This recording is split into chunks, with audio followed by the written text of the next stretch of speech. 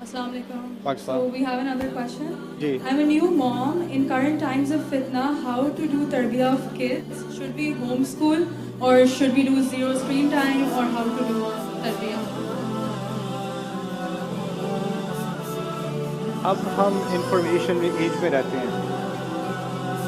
اب ہم اس ایج میں رہتے ہیں کہ ہر طرح کا آئیڈیا انسان کسی بھی دنیا کے کسی بھی کونے میں ہو، اس کے ذہن میں کوئی بھی سوچ ہو، وہ اب انٹرنیٹ پہ اویلیبل ہے. ہر کوئی اپنے خیالات کا اظہار کر سکتا ہے، کہیں سے بھی، آپ بھی اور ساری دنیا بھی. اور اگر آپ چاہتے ہیں کہ آپ اپنے بچوں کو اس ویو سے بچا لیں، پتہ نہیں کون کیا بات کر دے گا، اس کے کان میں پڑ جائے گی، تو آپ اس بات کو بھول رہے ہیں کہ اللہ تعالیٰ نے ہمیں انسان بنایا ہے، بھیڑ بکری نہیں بنایا. اور اگر آپ سمجھ رہے ہیں کہ آپ لمٹ کر دو گے انفارمیشن کو، ٹھیک ہے اسکرین ٹائم لمٹ کرنا چاہیے، لیکن اگر آپ سمجھ رہے ہیں کہ آپ کسی طرح اپنے بچوں کو ایکسپوز ہونے سے بچا لو گے، تو آپ کو حقیقت کا اندازہ نہیں ہے. جب بچہ اسکول جائے گا تو ایکسپوز ہو جائے گا، جب بچہ باہر جائے گا تو ایکسپوز ہو جائے گا، جب اپنے دوست کے گھر جائے گا تو ایکسپوز ہو جائے گا. اس کو کبھی بھی نہیں جا سکتا. جی میں لوکیشن یہ ہے، یہاں پہ بیٹھا ہوں میں. تو میں یہ کہہ رہا ہوں کہ آپ اب اپنے بچوں کو تیار کرنے کا بس ایک ہی طریقہ ہے. اگر آپ اس سوال کا جواب اپنے بچوں کو سکھا دینا کہ وہ مسلمان کیوں ہیں، اگر اس بات کا جواب انہیں گہرا جواب آتا ہے نا کہ وہ کیوں ہیں، اور اس کا یہ جواب نہیں کہ آپ کے ابو بھی مسلم ہیں اور اسلام حق ہے، اسلام حق کیوں ہے، قرآن اللہ کا کلام کیوں ہے. ہم نے ہماری پوری اسلامی تعلیم عرصے سے پتہ کیا بن چکی ہے، کیا کرنا ہے اور کیسے کرنا ہے. بس کیا اور کیسے، کیا اور کیسے، کیا اور کیسے. نماز کیا ہوتی ہے، کیسے پڑھی جاتی ہے. حج کیا ہوتا ہے، کیسے پڑھا جاتا ہے. روزہ کیا ہوتا ہے، کیسے پڑھا جاتا ہے. What and how. لیکن جو چیز اگلی جنریشن تک اسلام پہنچائے گی نا، اب ہمارے پاس کوئی چارہ نہیں ہے. کیا اور کیسے سے کام چل رہا تھا، اب نہیں چلے گا. اب میں آپ کو بتا رہا ہوں نہیں چلے گا. جو بچے اب اس جنریشن میں بڑھ رہے ہیں نا، ان کے ذہن میں کیا اور کیسے کی اتنی فکر نہیں ہے. ان کے اصل ذہن میں سوال کیا ہے، کیوں. نماز پڑھو، کیوں پڑھو.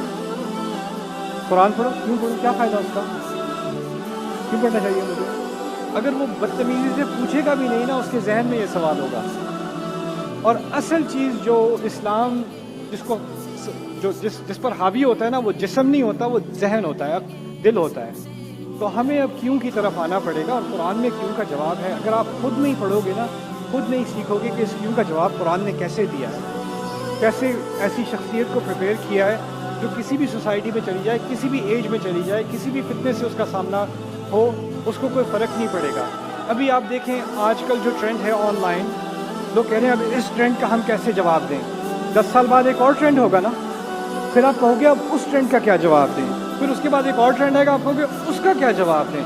آپ یہی کرتے رہو گے نا تو آپ کو ایک بات سمجھ نہیں آ رہی. اسلام ہر چیز کا ریاکشن نہیں دیتا. اسلام ایک ایسا پودا دماغ کے اندر ڈالتا ہے جو درخت بن جاتا ہے. آندھی ادھر سے آئے یا ادھر سے آئے یا ادھر سے آئے، اس کو کوئی فرق نہیں پڑتا، وہ کھڑا رہتا ہے. تو وہ چیز اب ہمیں تیار کرنی پڑے گی قرآن کی بنیاد پر، عقلی بنیاد پر. ایک فاؤنڈیشن بنانی پڑے گی ہمیں. ہم بچے مجھے آ کے کہتے ہیں، ینگ لوگ آ کے کہتے ہیں میں قرآن پڑھ رہا ہوں. کیا مطلب ہے قرآن پڑھ رہا ہوں؟ حفظ کر رہا ہوں. حفظ قرآن تھوڑی ہے، وہ تو آپ یاد کرنا سیکھ رہے ہو. جو قرآن پڑھ رہا ہوتا ہے نا، اس کی سوچ بدل رہی ہوتی ہے، وہ باقی تمام چیزوں کا سامنا کرتا ہے. ہم ابراہیم علیہ السلام کی قوم ہے. ابراہیم علیہ السلام کی قوم ہمیں اس لیے کہا جاتا ہے کہ وہ اپنی سوسائٹی میں گئے، جو لوگ فالو کر رہے تھے وہ کہتے ہیں یہ تم کیوں کر رہے ہو، یہ تم کیوں کر رہے ہو، یہ کیسے کر رہے ہو. وہ سوال پوچھا کرتے تھے، انویسٹیگیٹ کیا کرتے تھے. اب ہمیں سوال پوچھنے سے منع کر دیا گیا ہے.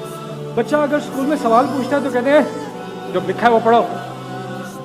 رٹے کو ہم نے جو ہے وہ کامیابی بنا دیا ہے، آگے سے پوچھنے کو منع کر دیا. بلکہ ہم نے تو ہر فیلڈ میں یہ کر دیا. یہاں تک کہ مجھے ایک انجینئرنگ اسٹوڈنٹ نے بتایا کہ ایک اسٹوڈنٹ جو ہے وہ نئی اے آئی میں کام کرنا چاہ رہی تھی، تو اس کے پروفیسر نے آ کے اسے روک دیا، یہ نہیں کرو بیٹا، کنفیوز ہو جاؤ گی. آپ ہر فیلڈ میں انکوائری کو روک رہے ہو، اسلام میں بھی روک رہے ہو، تو آگے کیا ہونے والا ہے. جو قوم آگے بڑھتی ہے نا، وہ سوال پوچھتی ہے، اس کو سوال پوچھنے سے ڈر نہیں لگتا اور سوال کے جواب سے ڈر نہیں لگتا. ہمارے دین میں اتنی قوت ہے، ہمارے قرآن میں اتنی پاور ہے کہ وہ ہر سوال کا جواب دے سکتا ہے. اس سے ڈرنے کی ضرورت نہیں ہے. اگر آپ یہ نہیں کرو گے نا تو آپ کو ہمیشہ ماحول کا ڈر لگتا رہے گا. سوسائٹی بدل رہی ہے، اب کیا کریں. اب ان کو اسکول میں ڈالیں گے تو برا ماحول آ جائے گا. اب میرے بچہ جو ہے وہ لندن جا رہا ہے تعلیم کے لیے, وہاں دوسرا ماحول ہے, اب کیا کروں میں, وہاں پہ کیا کروں. دیکھیں جو فتنے وہاں ہیں نا وہی فتنے یہاں ہیں, کوئی فرق نہیں ہے. بس یہاں بچے چھپانے میں زیادہ ماہر ہو گئے ہیں, بس اتنی سی بات ہے, ورنہ کوئی فرق نہیں ہے. میں نے دنیا دیکھی ہے, ہر جگہ ایک ہی ڈرامہ چل رہا ہے, ایک ہی سین ہے ہر جگہ.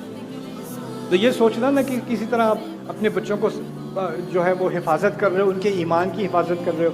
ایمان کی حفاظت صرف یہ عقل کر سکتی ہے, والدین نہیں کر سکتے. تو اب ہمیں اپنے آپ کو ایجوکیٹ کرنا ہے, اپنے بچوں کو ایجوکیٹ کرنا ہے, اور قرآن کا جو اصل کردار ہے اس کو واپس اپنی سوسائٹی میں لانا ہے انشاءاللہ.